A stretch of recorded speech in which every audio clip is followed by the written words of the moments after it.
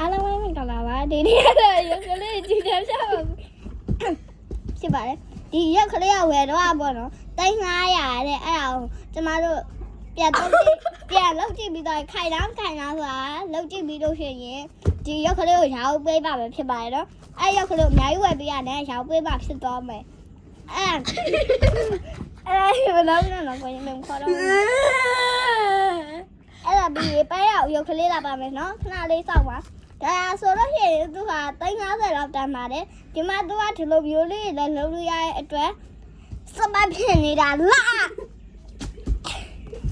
ဒီရုပ်ကလေးရဆို350ကျော်ပါလေနော်အဲ့ဒါကိုမနေ့ကကြာရေးတောင်းကြည့်ပြီးပြန်ရောက်မှပဲမယ်ဒါပေမဲ့ပြဲလက်ဆုပ်လားဆိုတာမသိသေးပါဘူးခင်ဗျာအဲ့ဒါကိုလုပ်ပြီးသွားရင်နော်ဒီဆော့ကလေးပြီးတော့တယောက်ပြောရတယ်တယောက်ဆော့ပါငဲကလေးရုပ်ကလေးရပါလို့ဆိုဒီကမဆိုငါတို့ရုပ်အဲ့ဒါဒီလိုမျိုးလေးရပါမယ်ရှင်အဲ့ဒါနောက်နေ့ကျမှနော်ဘိုင်